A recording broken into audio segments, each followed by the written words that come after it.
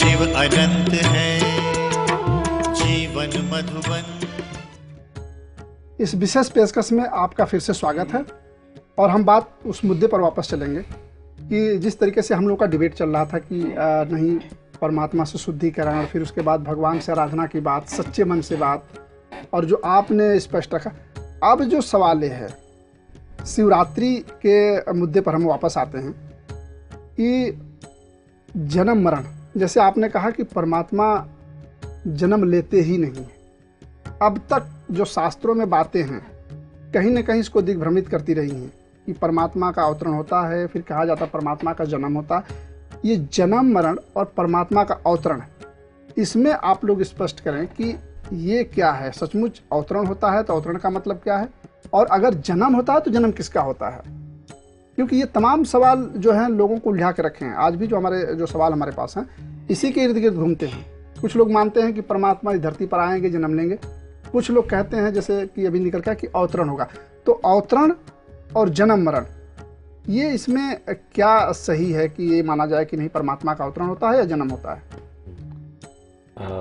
समय समय प्रति इस दुनिया को थमाए रखने के लिए, इस दुनिया को आनंद भरा और हरा भरा रखने के लिए जो परमात्मा है, जो कभी मनुष्य अवतार धारण नहीं करते हैं, उसी की योजना से वो ऐसे आत्मा को मनुष्य शरीर धारण करवाकर इस दुनिया में भेजते हैं।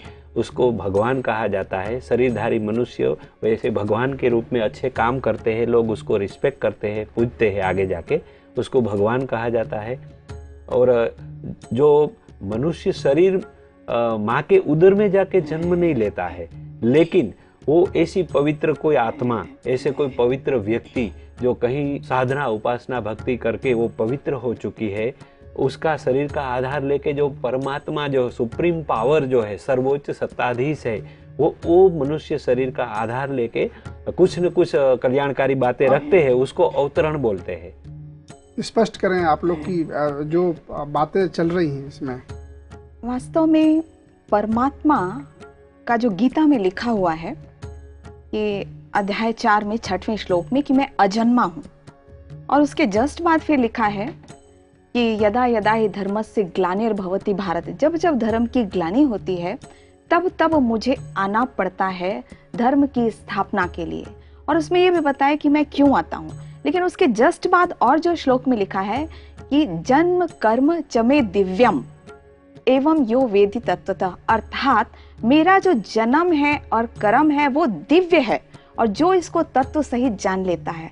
कहने का अर्थ कि एक तरफ लिखा है परमात्मा अजन्मा है और दूसरी तरफ लिखा है कि मेरा दिव्य जन्म होता है। तो कहने का अर्थ कि जो अजन्मा परमात्मा है, क्योंकि शिव परमात्मा उसका कोई शरीर नहीं है, इसीलिए वो अजन्मा है, लेकिन उसको आकर सत्य ज्ञान सुनाना है। और तभी शिवरात्रि तभी मानी जाएगी जब उसके ज्ञान को, ये जो अंधकार है, जो अज्ञान अंधकार है, उस समय परमात्मा का अवतरण होता है।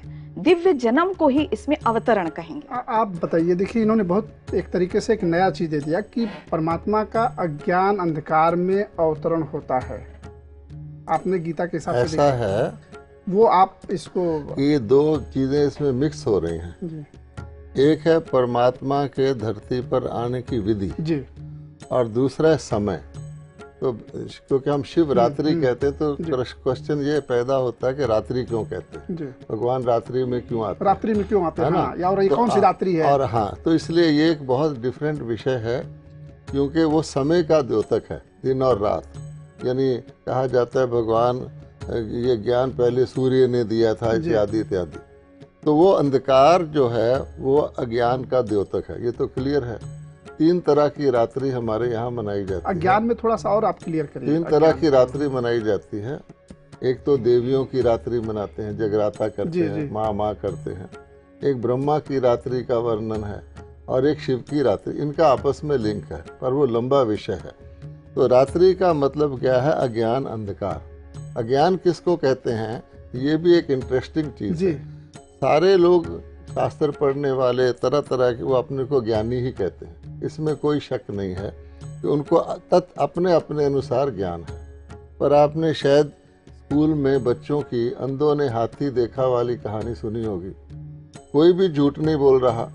कोई हाथी को, आपने पढ़ी होगी कि अभी हाथी को फैन की तरह गिना तो किसी ने कान पकड़ा हुआ है, रस्सी की तरह गिना किसी ने पूंछ पकड़ा हुआ है, पाँव को पकड़ा तो स्तंभ की तरह समझा, और किसी ने पेट पे हाथ लगाया तो उसको समझा कि ये फ्लैट वॉल है, किसी ने सूंड को हाथ लगाया वगैरह।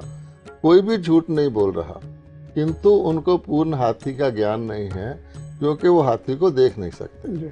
तो बेसिक क्वेश्चन ये है, क्या कोई भी मनुष्य आत्मा परम पिता परमात्मा को जान सकती है? बेसिक क्वेश्चन ये है, क्योंकि कहा जाता है आत्माएं अल्पज्ञ हैं और परमात्मा सर्वज्ञ है। तो परमात्मा तो सब कुछ जानता है, परंतु हम तो अपने पिछले जन्म को भी नहीं जानते। हम और आप क्या जाने कि कल हमारा क्या होगा। तो जब हमारी ये दिशा है, तो पूर्व काल में बहुत सारे ऋषियों ने, बड़े बड़े विद्वानों ने इस पर रिसर्च किया, भगवान कौन है। तो आखिरकार उन्होंने by the method of deduction कि ये भी नहीं है, ये भी नहीं है, उसके करैक्टरिस्टिक देकर नेति नेति करके फाइनली ये फैसला किया था कि परमात्मा की गति और मति मनुष्य आत्मा की बियॉन्ड कंसेप्शन है। अगर परमात्मा को कोई भी जानना है तो खुद आके बता सकते। ये फाइनल डिसीजन हुआ था।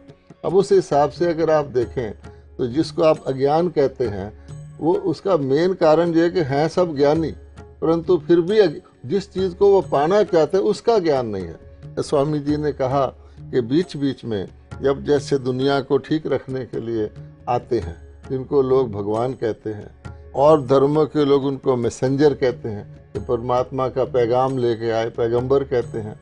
तो इसमें दो बातें हैं। दुनिया, पहला असूल ये है, स्पिरिचुअल लॉ है वैसे भी, कि हर चीज़ नई से पुरानी होती है, उसका पुराना होने को कोई नहीं रोक सकता। कोई भी ऐसी दुनिया की चीज़ नहीं है। हम और आप हैं, हम लाख कोशिश कर लें, चाहे हम डॉक्टर ही हों, बहन जी डॉक्टर हैं, तो आप शरीर के पुराने होने को नहीं रोक सकते। केवल आप ज़रा ध्यान रखेंगे तो देर से पुराना होगा। इसी प्रकार से ये सृष्टि है, ये बिल्डिंग है, हर चीज़ ने पुरानी होना है। तो जब गीता के भगवान ने कहा यदा यदाय धर्मस्य ग्लानिर्, मैं फिर आऊँगा, तो वो त्रिकालदर्शी हैं शिव। उन्होंने कहा कि मैं बना के जा रहा हूँ, लेकिन कुछ भी कर लो, एक दिन वो फिर आएगा कि ये पुरानी होगी, फिर मुझे ही बनाना है। तो दो बातें हैं, एक है दुनिया की टोटल ट्रांसफॉर्मेशन, पुरानी को नई बनाना, वो तो परमात्मा के हाथ में है, और एक उसका मेंटेनेंस है, रिपेयर है, वो मनुष्यात्मा महान आत्मा। बहुत बढ़िया सवाल। एक मेंटेनेंसर और एक है टोटल ट्रांसफॉर्मेशन। तो वो शिव करते हैं और बाकी दूसरे करते हैं। तो लोगों ने तो दोनों को ही मान देना है, तो इसलिए उन्होंने उनको आप लोग कितना सहमत हैं कि एक रिपेयर का है और दूसरा ट्रांसफॉर्मेशन का? तो क्या जो अज्ञानता की, जो शिवरात्रि के अंधकार की बात हो रही थी, इसके संदर्भ में फिलहाल आप बताएं कि आप इनसे कितना सहमत हैं, और क्या वो सच में वही समय है ये? हम संपूर्णतः ब्रिजमोहन भाई के साथ सहमत है, क्योंकि उसने बहुत क्लियरिटी से बताया कि ये रिपेयर्स है, उसकी भी वैल्यू है, लेकिन लोग उसको ही सर्वस्व मान के वहाँ रुक जाते हैं। ये द्विधा है, जो रिपेयर्स मैसेंजर्स आते हैं उसके पास रुक जाते हैं। आप क्या सोचते हैं इसके? हाँ, यह बिल्कुल सही बात है कि लोग क्या है, धर्म स्थापक आत्माओं में ही उनको ही परमात्मा मानने लगे, तो परमात्मा को भूल गए। और जिसने वर्ल्ड ट्रांसफॉर्म किया, जिसने इस सुंदर दुनिया का निर्माण किया और इस अंधकार को हटाया, उसको लोग भूल गए। तो ये बात बिल्कुल सही है। तो अब समय जरूर आ गया है कि ये रहस्य को सबको मालूम होना चाहिए। देखिए, अब इस पर हम चलते हैं, मुंबई के लोगों की राय देखते हैं कि मुंबई के लोग इसके बारे में क्या सोचते हैं। हमारी वहाँ पर सहयोगी एक रिपोर्ट दे रही हैं। हाँ, शिवरात्रि जो है, हम सवेरे उठते हैं, उनकी पूजा करते हैं, उपवास रखते हैं, और फिर मंदिर जा कर के दूध और पूजा बेलपत्र वो वगैरह सब चढ़ाते हैं, और सारा दिन भर हम लोग भूखे रहते हैं, और फिर शाम को पूजा करके तब 12 बजे के बाद फिर हम कुछ खाते। शिवरात्रि शंकर भगवान के नाम पे हम लोग शिवरात्रि मनाते हैं। इस दिन हम लोग शंकर जी को जा कर के मंदिर में दूध चढ़ाते हैं, जल चढ़ाते हैं, बेलपत्र चढ़ाते हैं, फूल वगैरह सभी चीज़ें चढ़ाते हैं, और हम लोग उसमें धतूरा है और भी बहुत सारी चीज़ें चढ़ाते हैं। और उसके बाद हम लोग व्रत रहते हैं, घर पे आकर के फिर प्रसाद वगैरह लेते हैं, लोगों में बांटते हैं। शंकर जी का जन्म के रूप में, विवाह के रूप में हम लोग इसे। देखिए, जो लोग मुंबई भागम भाग की दौड़ है, वहाँ के लोगों का जो फीडबैक है, वो लोग भी कहीं न कहीं इन बातों से सहमत हो रहे हैं, लेकिन जो उनके लिए दुविधा है कि वो लोग कह रहे हैं कि अब भौतिकता की, चूंकि वो भौतिकता की आदि, तो वो उसमें उनको ये विवेक नहीं उनका काम कर रहा है कि ये पुरानी कैसे हो गई, या रात्रि, अज्ञान रात्रि जो शिवरात्रि के बारे में है, एक नया चीज़ सामने आई है लोगों के। तो इसको आप बताएं आप लोग कि जो ये वर्तमान दौर है, इस वर्तमान दौर में रात्रि और अज्ञानता, इसको बिल्कुल क्लियर करके आप लोग बताएं कि अज्ञानता क्या है और कैसे लोग यह समझ पाएं कि न सचमुच ये अज्ञानता की रात्रि है, जो भगवान आ सकता है या आया हुआ है या आएगा।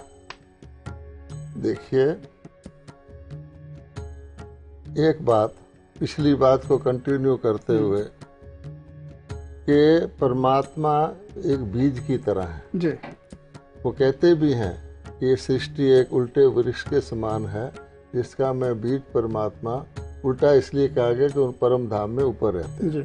तो बीज की उत्पत्ति, बीज की आवश्यकता जब पड़ती है जब वृक्ष शुरू होता है और उसके बाद बीज लुप्त हो जाता है। जब वृक्ष सूख जाता है, दोबारा उसको उत्पन्न होना होता है, तो बीज लगता है। जी। तो परमात्मा का कर्तव्य जो यदा यदाई है, इसका ये अर्थ नहीं है कि यदा यदाई मीन हर वक्त, लेकिन वंस फॉर ऑल, कि जब ऐसा ट्रांसफॉर्मेशन का टाइम आता है तो आते हैं। अब आपने अज्ञान कहा, तो गीता के अंदर दो बातें हैं।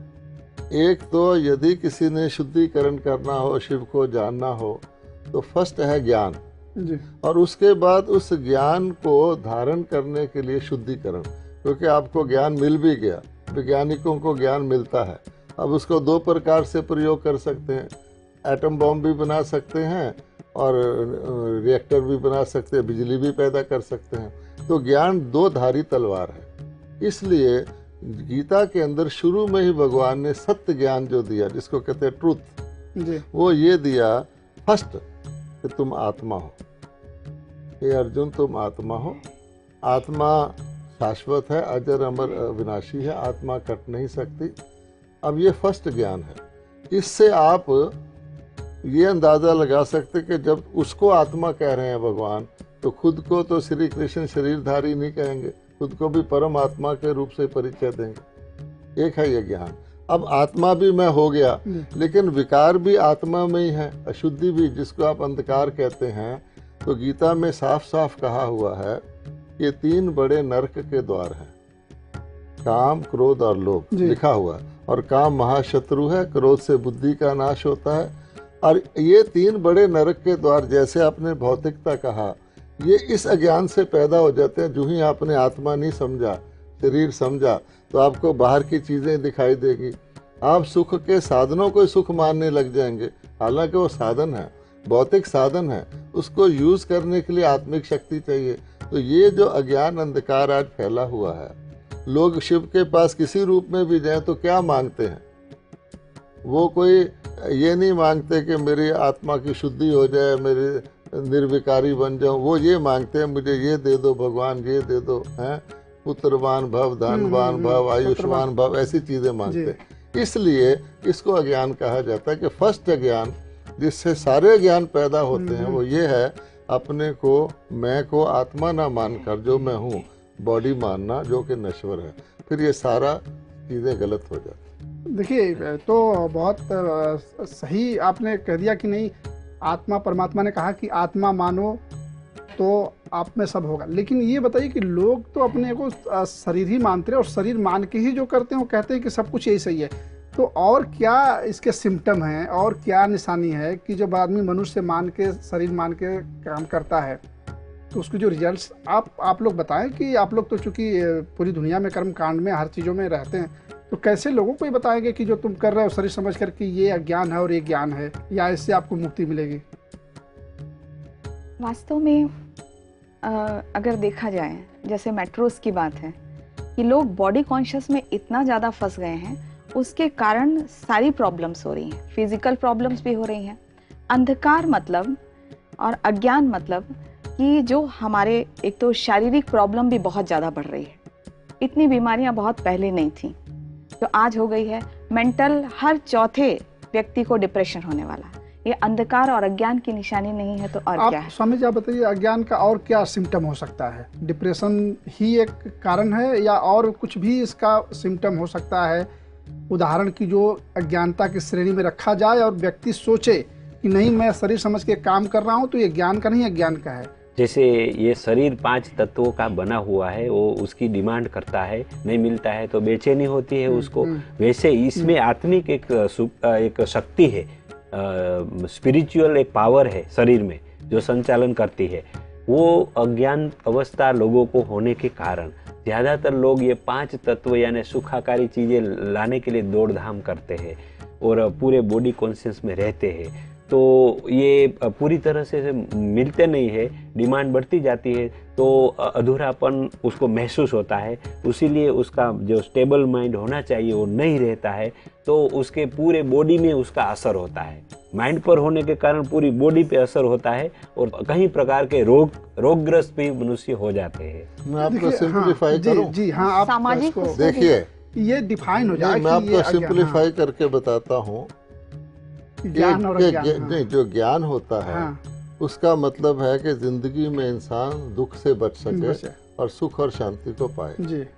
तो आप इस डेफिनेशन से अगर आप देखेंगे कि जिस प्रकार के भी ज्ञान दुनिया में है, वैज्ञानिक ज्ञान है इत्यादि इत्यादि, क्या आज कोई भी व्यक्ति कह सकता है कि मैं दुख से मुक्त हूँ? अगर नहीं है, अशांति से नहीं है, तो इसका मतलब ये हुआ कि जितने साधन वो अपना रहे हैं सुख शांति के, वो फेल हैं। तो यही अज्ञान है कि जो कुछ हम जानते हैं उसको बेस्ट करने के बावजूद भी हम दुखी हैं। तो अगर आप दुख से ही मुक्त नहीं हो सके या शांति से, तो ज्ञान काहे का? ये अज्ञान है एक प्रकार का। दूसरी बात है कि बहुत बड़ा इल्यूजन है कि लोग ये समझते हैं कि साधन इकट्ठे करने से वो सुखी हो जाएंगे। सुख के साधन होते हैं, धन सुख का साधन है, स्वास्थ्य सुख का साधन है, पुत्र सुख का साधन है, आयु सुख का साधन है। लेकिन ये सब चीजें भी डबल एजेड हैं। आपका पुत्र आपको सुख भी दे सकता है, आपका नाम रोशन भी कर सकता है और आपको मिट्टी में भी मिला सकता है। आपका धन आपका गला भी कटवा सकता है और आपको सुख भी दे सकता है। तो जितनी ये वस्तुएं हैं, इसके पीछे ये सिर्फ साधन है। वही साधन दुख के भी बन सकते हैं। तो पहला कन्फ्यूजन ये है कि लोगों ने साधनों को ही सुख मान लिया है। मान लीजिए मैंने 1 करोड़ रुपया मेरे पास है, ये साधन है सुख का, लेकिन 1 करोड़ का मैं उपयोग नहीं करता, सिर्फ उसको देखकर मैं समझता हूँ मेरे पास 1 करोड़ है, तो उसका उपयोग नहीं करते। दूसरी बात कि व्यक्ति की अपनी आत्मिक कर्मों के बगैर वो व्यक्ति किसी भी चीज से सुख नहीं पा सकता। सकल पदार्थ है जग माही, भाग्यहीन सुख पावत नहीं। पीछे आपके कर्मों की गति चाहिए। तो बेसिक बात यह है कि जब आत्मा नहीं मानेंगे तो कर्म को ठीक तरह नहीं कर पाएंगे, तो उनका विक्रम जमा हो जाएगा। फिर कुछ भी उनको कर दो। आज ऐसा नहीं दुनिया में लोग नहीं हैं, स्टेटस वाले भी हैं, साधन वाले भी हैं, बुद्धि वाले भी हैं, मेहनती भी हैं, फिर भी दुख से मुक्त क्यों नहीं है? ये बात देखिए, ये बहुत बड़ा सवाल एक और सामने आ गया कि हमारे पास सब कुछ है, सुख नहीं है, शांति नहीं है, लेकिन ये लोग समझ नहीं पाते हैं कि ये शायद अज्ञान है। हम चलते हैं भोपाल के लोग क्या सोचते हैं इसके बारे में, आइए जानते हैं लोगों की राय। इस समय हम खड़े हैं मध्य प्रदेश की राजधानी झीलों की नगरी भोपाल में। वैसे तो शिवरात्रि का पावन पर्व पूरे ही भारतवर्ष में बड़े ही हर्षोल्लास के साथ धूमधाम से मनाया जाता है, पर भोपाल में विशेष रूप से परमात्मा का यह पावन पर्व शिवरात्रि का अवतरण का पर्व बड़े ही धूमधाम से मनाया जाता है। तो आइए हम जानना चाहेंगे कि शिवरात्रि का अवतरण का जो पावन पर्व है आप कैसे मनाते हैं? जी, शिवरात्रि को पहली बात तो ये हम सारे दिन व्रत रखते हैं और इस दिन में मंदिरों में हम लोग जाते हैं स्नान वगैरह करके, और बेलपत्र है, धतूरा है, बेर है, इत्यादि चीज़ें चढ़ाते हैं और शाम को आके फिर अपना उपवास भी रहते हैं। जैसे कहा कि परमात्मा इस धरती पर आ चुके हैं, आपका क्या कहना है? जी हाँ, परमात्मा इस धरा पर आ चुके हैं। इसकी विशेषता ये है कि सभी अपने संस्कारों को जो संस्कार हमारे जो बुरी आदतें हैं उसकी सुधारने की बहुत कोशिश कर रहे हैं, उसको परिवर्तन करने की कोशिश कर रहे हैं। तो हम यही कहेंगे कि इसमें परमात्मा का बहुत बड़ा बच्चों की इस तरह से टैकल करना उसके लिए बहुत सहयोग कर रहे हैं। तो इस तरह से हाँ सब कुछ आएगा। आपका क्या मानना है, क्या इस धरती पर स्वर्ग आएगा? जी हाँ, जरूर आएगा। जैसे कि हमने सभी की राय जानी कि परमात्मा का अवतरण इस धरती पर हो चुका है और परमात्मा अज्ञान अंधियारे को दूर करके सबके संस्कारों के परिवर्तन करके नए संस्कारों के साथ एक स्वर्णिम संसार की स्थापना कर रहे हैं। भोपाल से BK Reena, peace of mind से। देखिए, जिस तरीके से लोगों ने अपनी राय रखी है उसमें ये बातें हैं, कई लोगों की तरह के सवाल हैं। इसमें 2-3 सवाल जो और भी हैं वो हम आप लोगों से जानना चाहेंगे, क्योंकि हम लोग का चूँकि डिस्कशन महाशिवरात्रि पर हो रहा है। लोग ये कह रहे हैं कि क्योंकि शरीर चलाने के लिए साधन चाहिए और साधन के लिए धनोपार्जन चाहिए। अब कह रहे हैं कि अज्ञानता है, धनोपार्जन करना है, लेकिन अब इस चीज़ को लोग डिफाइन नहीं कर पाते हैं कि इस अज्ञानता में कैसे वो करें कि वो उनको लगे कि नहीं ये अज्ञान में किया जा रहा है और ज्ञान में किया जा रहा है। और दूसरा सबसे बड़ा सवाल कि अगर अज्ञान है, अज्ञान की रात्रि है, परमात्मा के आने का वक्त है, तो लोग कैसे इस चीज़ को समझ पाएं कि नहीं सचमुच हम लोग घोर अज्ञान में हैं। क्योंकि लोगों का यही सवाल है कि धनोपार्जन तो चाहिए। ऐसा है, हम धन को नकारते नहीं हैं। श्री लक्ष्मी धन की देवी है, लोग उसको पूजते हैं और सारे देवी देवताओं को सिर से पांव तक आभूषणों से सुसज्जित बताया गया है। तो धन एक साधन है जी। लेकिन धन उपार्जन की तरीका है जी। 2 तरीके हैं, एक तो गलत तरीके से उपार्जन किया जाए और एक ठीक तरीके से, तो सब समझते हैं ना? जी। तो जब व्यक्ति केवल धन कॉन्शियस हो जाता है तो गलत ठीक नहीं देखता, तो उसका धन उसको हानिकारक हो जाता है। ठीक है, हम उपार्जन के विरुद्ध नहीं, वो तो आवश्यक ही है, भीख मांग के थोड़ी खाएंगे।